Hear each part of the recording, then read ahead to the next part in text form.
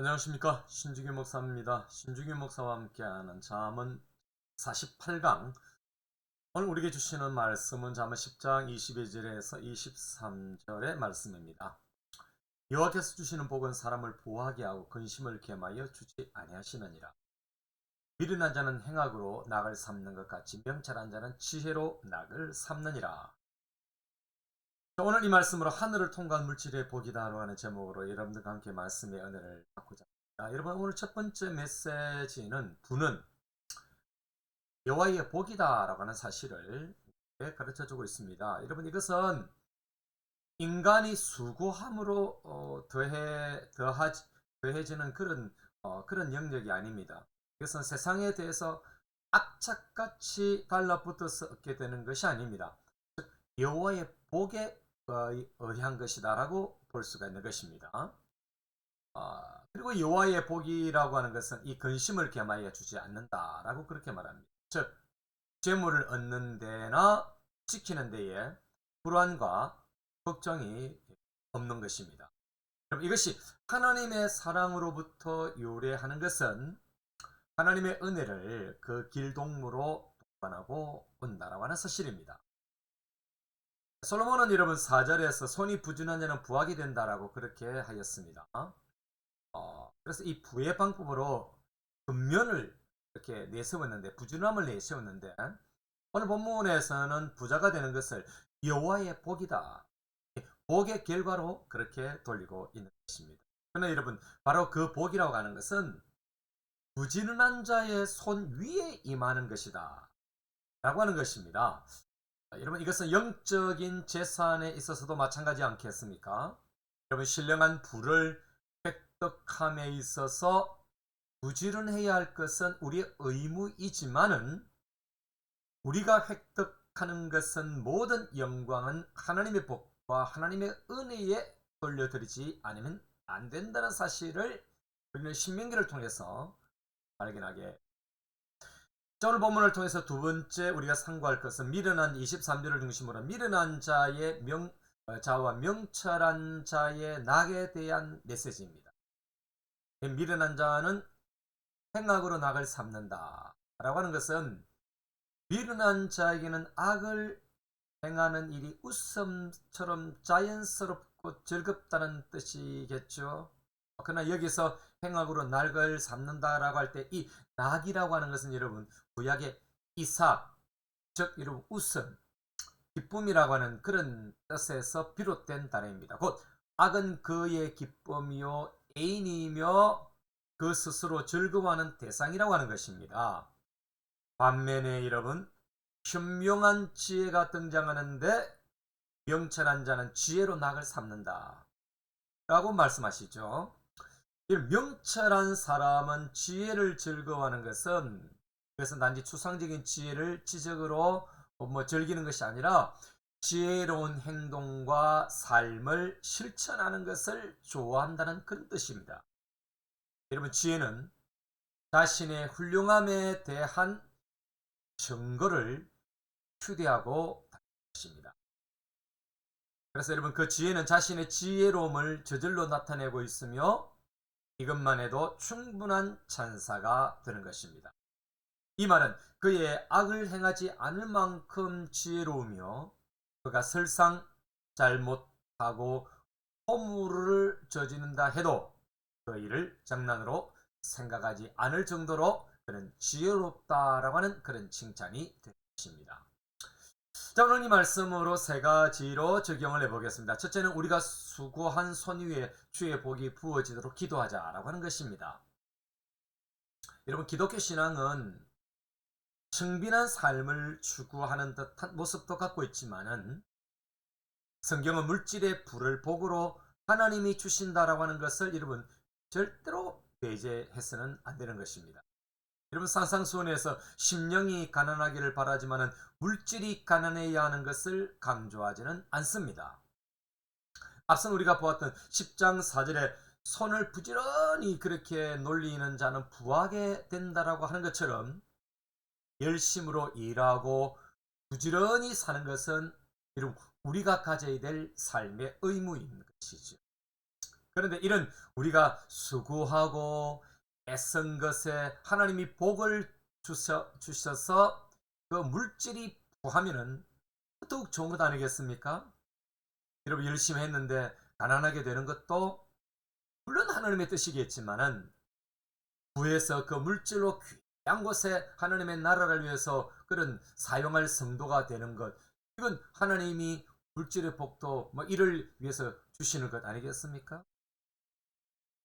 여러분 세상이나 교회나 뭐 선교 현장이나 하나님의 나라 확장을 위한 그런 문화사역에나 그 물질의 중요성은 뭐 그것은 여러분 당연히 그 물질은 에너지원이 되거든요.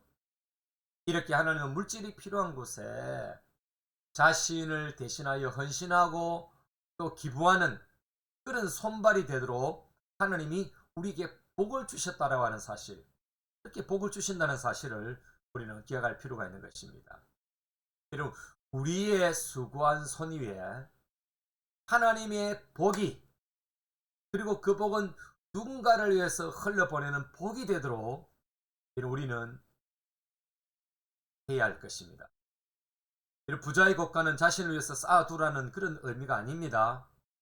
가난한 고아와 과부와 나그네를 위해서 흘려보내는 공의를 실천하라는 것이 오늘 우리에게 주시는 메시지가 되는 것입니다. 여러분도 들으시기를 주님의 이름으로 축원합니다. 자, 두 번째 적용은 악이 이삭이 되지 않도록 하자라고 하는 것입니다. 여러분, 이 악이라고 하는 히브리어 짐마는 사악함, 부정하다, 음탕하다, 이런 의미가 있습니다.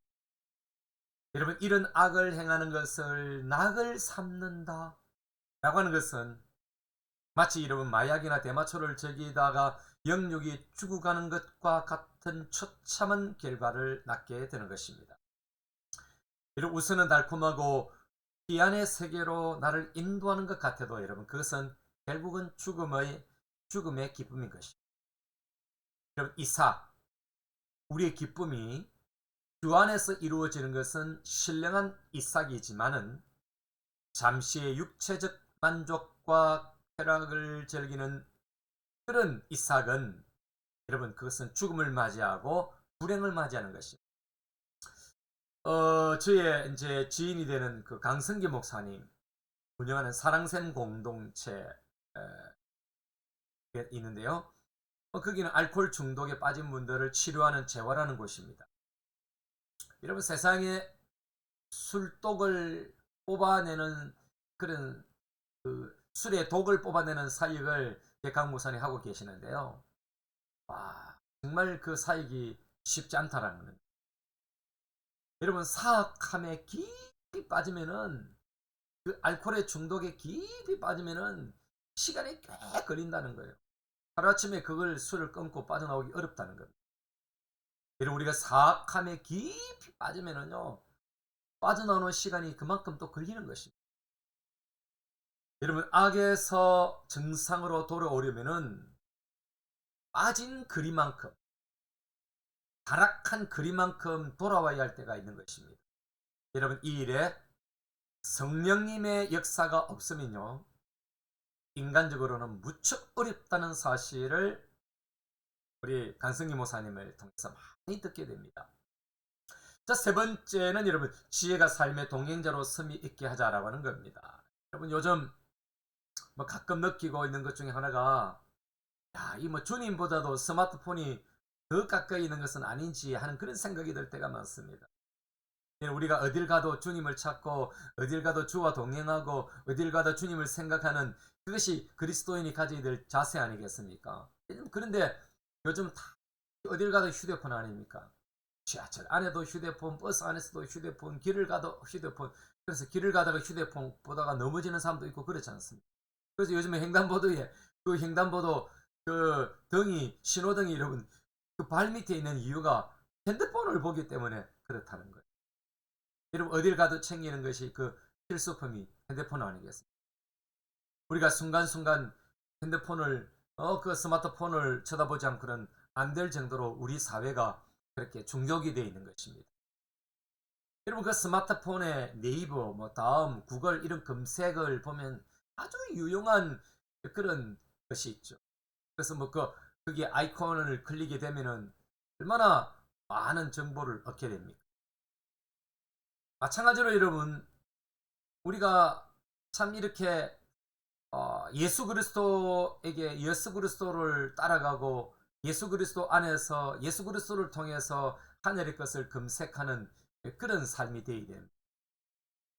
여러분, 이것이 오늘날 얼마나 그리스도를 추월해 버리고 우리가 하나님의 뜻을 묻는 이런 삶에서 얼마나 벗어나 있는지 모릅니다. 또 과학에 아주 유용함도 있지만은 말이죠. 구배 목사가 하는 말이 어느 날 그렇게 말하는 거예요.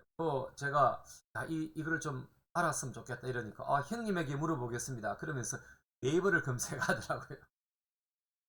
여러분, 그 네이버 형님에게 물어보면 다 답이 있다는 거예요. 여러분, 이처럼 현대인의 문화가 이렇게 되어버렸습니다. 이런 현대인의 삶에도 불구하고 반드시 가져야 할 것은 여러분 지혜입니다.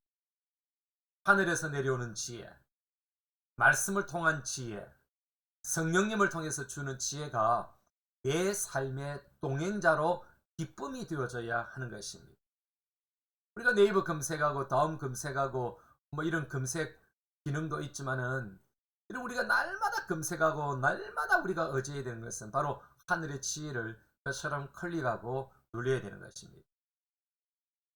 지혜는 휴대폰 검색으로 되지 않습니다. 하늘을 향하여 예수 그리스도의 이름을 그 이름의 아이콘을 여러분 클릭해야 되는 것입니다. 다윗의 지혜 추구는 하늘 검색창에 검색순위 1위였습니다.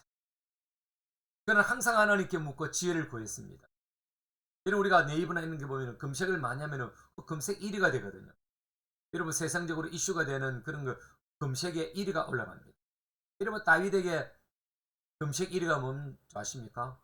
바로 하늘의 지혜를 구하는 이것이 하늘나라에서 다윗의 검색 1위인 것입니다. 그는 항상 하나님께 묻고 지혜를 구했습니다. 전쟁에 나갈 때도 하늘을 향해서 쉴 새 없이 검색을 합니다. 하나님, 어떻게 하면 좋겠습니까? 어떻게 하면 좋을까요? 무엇이 답입니까? 우리도 하늘 지혜로 이 세상을 앞지르는 그런 기쁨, 이사, 그런 낙을 누리기를 주님의 이름으로 축원합니다.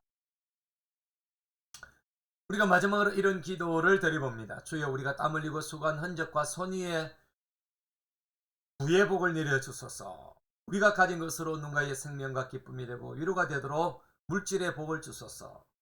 이가 우리의 기쁨이요 지혜가 우리의 기쁨이 되게 하시고 악이 이삭이 되지 않게 하소서. 하늘을 향해 지혜를 항상 구하고 추구하게 하시고 삶의 동행이 되게 하소서. 아멘. 이런 한 주간도 여러분 승리하시기를 바라고, 여러분 지혜의 하늘 지혜를 클릭하는 한 주간의 삶이 되시기를 주님의 이름으로 축원합니다. 감사합니다.